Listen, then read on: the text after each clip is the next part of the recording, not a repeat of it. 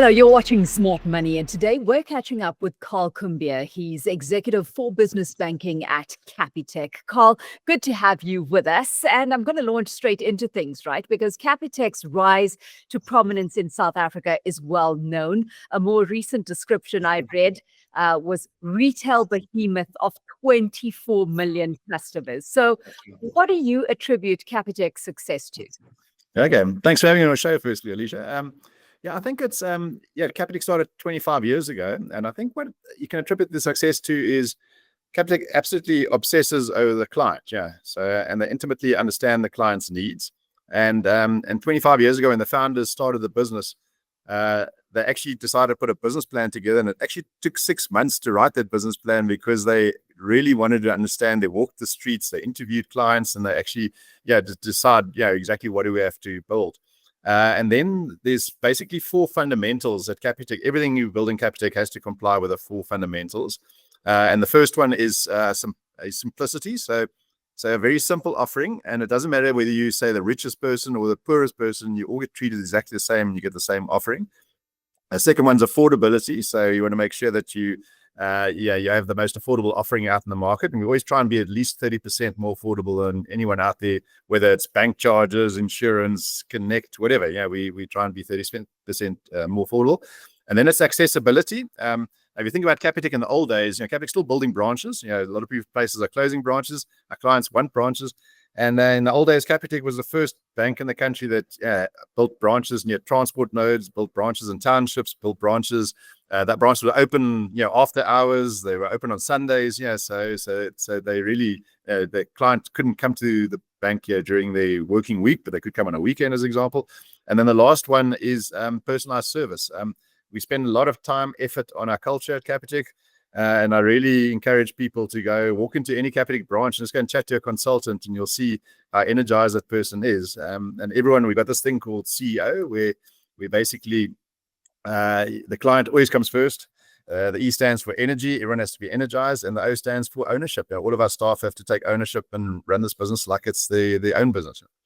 And taking all of that, Karl, and running beyond retail banking, right? The bank's been strategically expanding its business banking footprint. So what would you say, in the current landscape, sets Capitec Business Banking apart from the business banking offerings that other institutions are putting on the table right now? Yeah, and once again, like 25 years ago, about 4 or 5 years ago, we sat in a room, we locked ourselves in a room, and at the end of that, we came out with a strategy for business banking saying we want to be digitally led, but relationship based. So you want to try and do as much as you can digitally as a client. But at the end of the day, people always want to speak to a human being, and you always want to speak to a highly skilled business banker to be able to help you with whatever your needs are. So that was our strategy. And then we said, okay, well, we stick to those 4 fundamentals. Now, let's use an example. If I'm a small business and I want to open a bank account at another bank, there's literally 30 different offerings for a transactional account for a small business. You got all these bundled offerings and gold and premium, and whether you're agriculture or doctor, whatever. And we said, no, we want to build one offering. Doesn't matter whether you're a hairdresser or a factory with 10,000 employees, you get the same. You get treated the same and you get the same offering. And then on the affordability side, we really feel that small businesses have been ripped off for years. Why should you pay more for a transaction in a business than you do personal? It doesn't make sense because it's all running, off the same rails. So we said, okay, let's be the first bank in the country where we price our pricing exactly the same for transactions as the retail bank. So we launched a thing called, you'll see now there's a lot of adverts out there, but it's 1, 2, 3, 6, 10. And it basically says 1 rand a transaction, Capitec to Capitec, 2 rand to another bank, 3 rand for a debit order, 6 rand for a real-time payment, and 10 rand to draw money at the ATM. Now, if I just compare some of those to the other banks, you're probably paying, let's use debit orders example, you're paying 13 rand or 15 rand, we're charging 3 rand. Real-time payments, some banks are charging 40 rand, we're charging 6 rand. So we wanted to make it really affordable for our clients. And then accessibility, we said you want to, as an entrepreneur, you're busy with your business all day, you haven't got time to go and open an account somewhere. So we said, well, let's make it that you can open an account in the luxury of your home at night. Full remote onboarding, no paperwork, you sign everything electronically. So if you're a sole proprietor or a company with 2 directors, you can sit in your lounge at nights, and it takes you around about half an hour and your account's open. So, and then we built a new app, we built a new online banking platform. And then the last thing, the personalized service, we said when you want to speak to a banker, you must be a highly experienced banker. So we've got 20 business centers around the country. But we said, let's build a relationship suite here in Johannesburg with over 100 bankers and put in a really good CRM system. So when the client phones in, we know exactly who that client is and we can actually add value in their life. So I think if you take all of those Capitec fundamentals plus the digitally led relationship based, I think and the pricing, that's what sets us apart compared to the other banks. Yeah, I want to home in specifically on being digitally led, and you've highlighted a few ways in which you're leveraging technology to improve your business banking services, right? And the extent to which that's filtering through to costs as well. Is it enough at this point, Karl, to fend off the threat posed by payment or fintech startups like Yoko or Ikoka? Yeah, that's a good question. Look at the fintechs. The fintechs have done really well, and they all solve for a particular problem. So you mentioned, like, say, Yoko. So they've solved for the point of sale device. The traditional banks always used to rent a device out. They came along and said, listen, you can buy a device online, get home, plug it in, and the thing works. Yeah, so it's a really good experience. So at Capitec, we see ourselves we're a large bank, but we run like a small bank. And we see ourselves as a giant fintech, right? So, and I think that where I suppose, different is that we can build what the fintechs have. So those point of sale devices, we built a new device. You can also buy it online. You can walk into any of our 800 branches and buy a device. You can plug it in. You can onboard yourself. So we built all of that now. But I think the difference is we look at a holistic solution to say we'll give you the point of sale device, but you also give you a transactional account. You can also we'll lend you money. You can also open a savings account. We can do foreign exchange. Yeah, we give you the whole package for your business. And I think that's the difference. If we continuously think like a fintech, but we can offer the complete solution, then I think we'll solve all our clients' needs. Yeah, of course, Capitec's business banking arm has grown out of its acquisition of Mercantile Bank back in 2019, a business for small and medium-sized enterprises. Is that then, Karl, typically the type of business banking client that Capitec Business is targeting? Yeah, you're exactly right. So Mercantile was the foundation on which to grow the new business bank.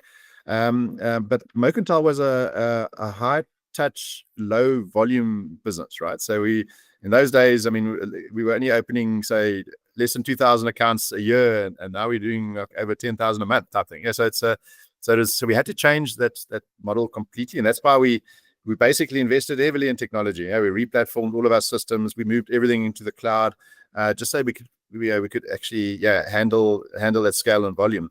And if you look at our client base where we're targeting, it's basically all SMEs. So as I said earlier, from your tiny little one to your large. And if you think about it, we only had 1% market share in the formal market, so there's massive opportunity to grow there. But we see a even bigger opportunity in the emerging market space, the township market, where that's totally underserviced and no one touching it. So there we see a big opportunity. Yeah. Yeah, no one touching it. Some would say turning their noses up at it despite the opportunity, but because of the risk that it comes with or brings with it, right? So what are some of the criteria? How's that target market influencing the requirements, the criteria you look at for one to actually qualify for a Capitec Business Banking account? Yeah, look, we bank anyone, so all the startups, but as long as you legally in this country, so you got all your permits or you're a South African resident, you can bank with us. So we don't exclude anyone. Yeah, if you're starting a business, you're an entrepreneur, you want a bank account, go. If you're an established business already, you can join us. So there's no requirements from that point of view. I just think it's more that banking services have not been accessible to people in townships. We call it the emerging market, where you got all these little traders and the small little businesses. And we, as I say, we see it as a massive opportunity. We spent 2 years, as an example, in Tembisa, trying to understand what the needs are, right? And that's why I say we turned it on its head. We rather go and understand. So we spent 2 years understanding the needs, and it's quite simple. There was 3 needs. One was an affordable bank account, so we can tick that box. The second need was being able to accept payment electronically, because cash is still king in townships, and you want to try and get rid of the cash, and so you need an affordable point of sale device, because they're very expensive out there.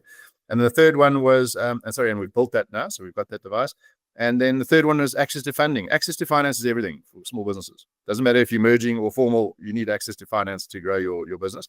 And we're busy piloting a loan product as we speak, for that market. So you're right, it's high risk, but we feel we can mitigate that risk through the use of data that we've got in the cloud, and through the use of our scored lending specialists that came across from the retail bank and outside, where because Capitec's really good at scored lending, and now we're trying to do that in the SME space.